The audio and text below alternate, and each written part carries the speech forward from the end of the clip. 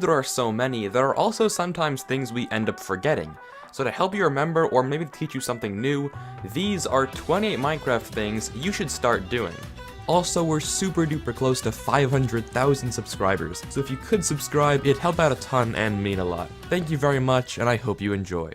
Number 1. Finding diamonds is hard, and no one wants to spend hours strip mining only for a couple of diamonds. But don't fear, because you can find diamonds super easily. All you need is a river and some clay. This is probably the coolest trick ever. If you find a clay patch in a river, congrats, cause you just found diamonds. Simply locate the center of the patch, go 2 blocks positive in the Z direction, and just mine down. 8 out of 10 times, you will find a diamond vein. It's easy as that. Number 2. If you've ever built a farm in Minecraft, you've probably built it something like this, with water in the center. But if you've ever wondered if you can spruce up your farm design a little, well, you can. You see, crops can hydrate through anything, it doesn't have to be farmland. Your plants will grow just as well if separated by stone, coral, or even air. Yeah, crops can hydrate through straight up air. Pretty cool and useful if you ask me. Number 3. On the topic of mining, let's look at another cheap trick. You may or may not know that if you set up a piston above a composter and push yourself in, you can locate the nearby caves. But that's not the end of it.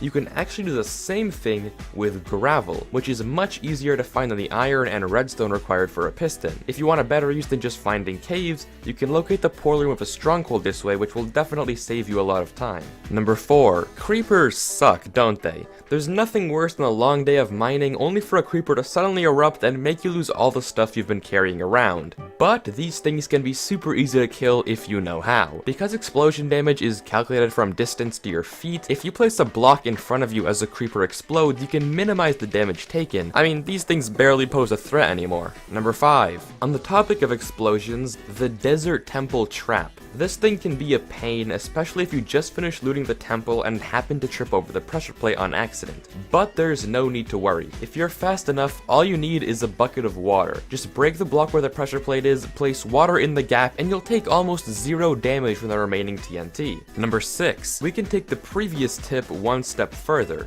Assuming you didn't accidentally set off the trap, you can actually use it to your advantage. For example, if you're speedrunning and find a desert temple, you can actually loot it in seconds even with no items. Once you break your way down, break the block in the center and grab all the TNT. After that, just place 1 TNT in a corner of the chamber, light up the pressure plate, and hop back into the hole. Once you're in, you should be completely safe and enjoy as the TNT explodes all the chests around you, allowing you to loot all the treasure in seconds and take almost no damage in the process. Number 7. Buried treasure is even cooler than Desert Temple treasure, but it can sometimes be a pain to find. I mean, you think you're on the X, but you can't find the chest, and suddenly there's water everywhere, and it's just not fun at all. Well, it's actually super easy to find the chest. If you open up the F3 menu and locate the chunk section, look at the coordinates within the chunk. The chest always generates at 9,9. Using this, you can locate the chest hassle-free every single time and enjoy the treasure with no trouble. Number 8. Let's say you're in creative mode and build a piston door or any sort of structure and you misplace a block. Sure, you can build all the way around to reface it, but you don't have to at all. If you're on Java, just left and right click at the same time and boom, you can rotate any block just like that, hassle-free. Number 9. Moving villagers can suck. These guys always seem like they don't want to cooperate with you. And who wants a mending book when it will cost you 5 hours of time maneuvering them around? But as per usual, it doesn't have to be this hard. If your villager has a profession, he'll follow you temporarily whenever you open his trade interface. Using this, you can actually get him to follow you through hallways and even up staircases. I really wish I'd done this earlier, it's really easy to do and can save a lot of time. Number 10. Have you ever built something high up and then realized you wanted to build a layer down but you have no water? Well, perfect, because there's another way to do that and it's pretty easy. All you need is 2 trapdoors. If you go a block out and place a trapdoor on the bottom half of the new block, and then place another trapdoor on the top half of the old block, you can then get right on the edge and go into crawl mode. While you're there, shift right clicking on the top of the upper half trapdoor will place a block below it, allowing you to staircase or build downwards. Once you're done, just remove the trapdoors and repeat to your heart's content. Number 11. After using a sponge to collect water, you may know that putting the wet sponge into a furnace gets you a dry sponge again. However, what you might not know is that once you have fuel in the furnace, you can then put an empty water bucket underneath and recollect the water. You can even do it all in one go if you have a lava bucket to spare, since it automatically empties when you use it. Just make sure you put that excess lava fuel to good use. Number 12. Lava is the most abundant resource in the Nether, and water is the complete opposite. Apart from placing it in a cauldron, there's no other way to get water in the Nether. Or is there? Using a glow lichen, if you place down lava and then a glow lichen on top of it, it will actually form water in the Nether. Sadly, this glitch only works in several snapshots and was recently fixed, but hey, if you want to break Minecraft for your friends, this is a good way to do it. Number 13. While searching for something in the ocean, it's oftentimes hard to see underneath the surface. However, if you toggle into F5 mode while in a boat and slowly move your camera backwards, you can adjust it so that your view somehow removes all the murkiness, illuminating the ocean floor for you to see. This is used by a lot of speedrunners to locate an underwater stronghold, and you can do just the same thing.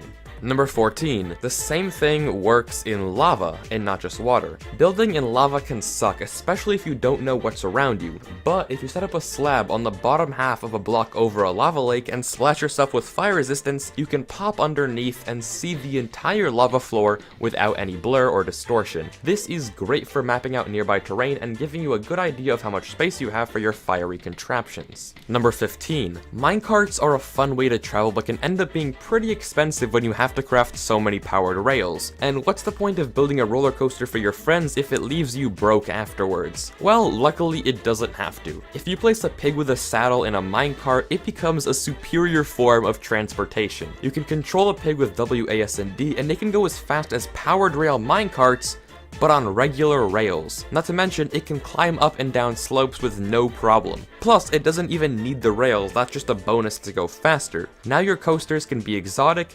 custom, and most importantly, cheap. Number 16. We've all heard of secret painting entrances, and at this point, it's getting kind of old. I feel like whenever I see a painting, it's instinct to try to walk through it. But there's a few ways to stop potential intruders. You can set up trapdoors in certain ways behind the painting to make it harder to get through. If you set them up like this, you'll have to wedge yourself in the correct place, which is actually pretty difficult. If you set them up like this, the player will be forced to jump and crouch at the same time to get in. Or if you really want to give them trouble, make a hole in the bottom so they have to elytra glide through the painting. But that's assuming they don't just break the painting or go around. Number 17. If you're on the run and need a safe place to spend the night, then composters might just be your best friends. All you need is one of these bad boys and a trapdoor, and you've got yourself a temporary base. Just pop the trapdoor on the composter and close it in on top of yourself, and bam. Mobs can't hurt you from the outside and you'll be safe from all incoming danger. This can be great if you're low on food or you just want to safely AFK while a farm is running. Number 18. Chorus fruit don't seem like that good of a food source, but they're actually really useful. You see, chorus fruit will actually teleport you to the nearest solid block in an 8x8 area, or a random one. Meaning, if you're falling from a great height or even into a pool of lava, eating one of these will teleport you back to safety, even if you do have to extinguish yourself after. So the next time you're in the end, grab some of these to keep handy at all times. They'll probably save your life one time. Number 19. An often overlooked block is the campfire. I mean, this thing is literally an infinite furnace. At least for food, so maybe an infinite smoker. It doesn't require any fuel to use and can smelt all your meat for you. And if you accidentally put it out, no big deal. All you need is a Silk Touch shovel, and once you break it, you'll have a relit one ready to use. Not sure if this is a glitch or just a helpful feature, but it definitely comes in handy sometimes. Number 20. Let's say you pillared upwards and finished your new flagpole, but you suddenly realized you have no water bucket to get back down, and breaking your newly built pole is not an option. Well, don't fear. Using honey blocks, TNT, or really any block, but those work best, you can descend any structure by placing and breaking them over and over. Because they both destroy instantly, this works really easily and can help you a lot if you don't want to spend that much time going down. And it's safer than an MLG in the first place. Number 21. On the tail end of that, what if you were digging straight down and wanted a really easy way to get back up? If that's the case, all you need is sand, a trapdoor, a button, a bow, and some water. If you set up this mini contraption with the sand blocking the water and then dig down safely in a 2x1 hole, you can shoot the bow back at the button when you're done to get rid of the sand and let the water in, creating a miniature elevator in your mine. Super useful if you ask me, and can save you a lot of time getting back up. Number 22. There's a ton of prisons going around on YouTube and you want to make one of your own, but they're just so massive. Well, there's actually a really easy solution. You just have to beat the Ender Dragon twice. Okay, maybe not that easy. On single player, if you have a few End Crystals to spare, that inescapable prison dream will become a reality. Just begin the dragon summoning ritual by placing in the 4 End Crystals, but as the towers are respawning, log out and log back in. You can then push the new End Crystals with pistons all the way through the portal and back home. The best part? They're now completely indestructible, so trapping your friend in a room with one of these will make it nearly impossible to get out. Yeah, pretty easy prison. Number 23. As you could probably tell from this video, trapdoors are super useful, and they have even more potential benefits. If you place them facing inwards as walls, you can make an animal pen that mobs can hop into, but for some reason they can't hop out of. It's a strange and cool feature, plus it has no effect on you, so this could be your new pen if you want. Number 24.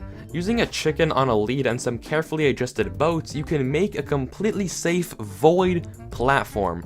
A home in the void. Just break the block with the chicken on it, leash it to a fence, and then adjust all the boats so they go neatly in the corners. Now break the slabs underneath the boats. Hitting F3 and B to toggle hitboxes can help in breaking the slabs. Once you've finished, you'll have a nice habitable spot to relax in and enjoy the abyss. Number 25. Lingering potions can be expensive. I mean, you need Dragon's Breath, and even then you can only make so many. But if you have a creeper, that will do the job just as well. If you throw any splash potion onto a creeper and then blow it up, it will leave a lingering effect of whatever that potion was. Granted, I don't know when you'd ever use this, but it might come in handy. Who knows? Number 26. If you're making a map of your base and want to show it off, or just make it look nicer, consider this. If you rename a banner in an anvil and then place it down, right-clicking on the banner with the map will make a visible waypoint with whatever name you chose appear. Now you can label your world to make it easier to navigate or locate things. Number 27. Flexing on your friends is always fun. There's nothing better than knowing you have more diamonds and rubbing it in their face. But it's really hard to find ways to brag when everything you build out of diamonds just looks ugly. However, a really subtle but giant flex is to use jukeboxes as fuel sources. Jukeboxes require a diamond to craft, and you can actually smelt them as fuel in a furnace. So the next time you really want to rub it in how much richer you are, show your friends a super smelter completely powered by these music boxes. They're sure to be amazed and probably hate you afterwards. Number 28. Redstone can be tough sometimes, and going upwards or sideways isn't always the easiest, but it can be with the power of leaves. If you put a log underneath a few leaves, the game will actually update them so they think they become part of a tree.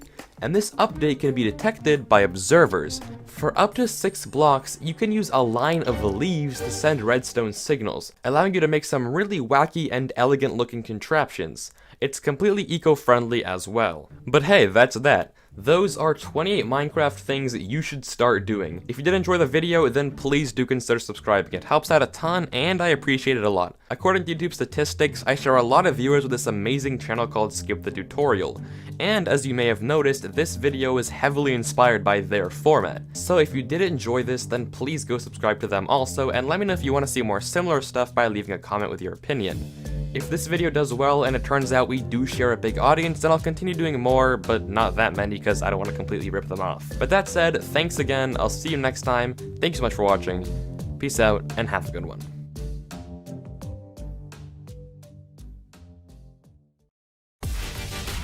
Puneți banii să lucreze cu Trading 212. Cumpără acțiuni fracționare începând cu 1 euro. Creează un pachet și investește automat. Începe acum cu Trading 212 și comision 0.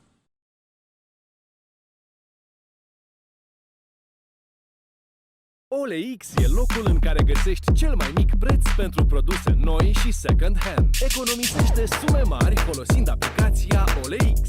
Instalează-o acum!